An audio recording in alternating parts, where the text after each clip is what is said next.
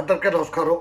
నిన్న నేను నా ముందడుగు మీడియా ఛానల్లో ఒక వీడియో చేసి పెట్టాను. శభాష్ మోహన్ బాబు అని చెప్పి మీడియాపై మీ దాడి చూస్తుంటే ముచ్చటేసింది స్వామి అని చెప్పి ఒక వీడియో చేసి పెట్టాను.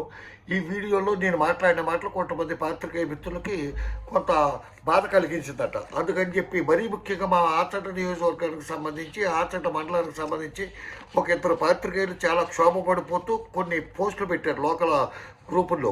నేను మాట్లాడిన మాటలు నా వీడియో వెనక్కి తీసుకోవాలంట, క్షమాపణ చెప్పాలంట, చెప్పకపోతే తీవ్ర పరిణామాలు ఎదుర్కోవాల్సి ఉంటుందంట, వీడియో అంటే ఏమిటో చూపిస్తారంట.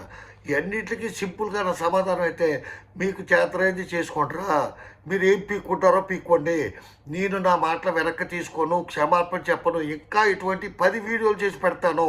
మీ తీవ్ర పరిణామాలు ఎదుర్కోవడానికి మీ వెనకాల ఎవడున్నాడో, మీ కమ్యూనిటీ, మీ సమస్య సమస్తం తెలిసిన వ్యక్తిగా మీకు ఛాలెంజ్ చేసి చెప్తాను. ఏం పీక్కుంటారో పీక్కోండి.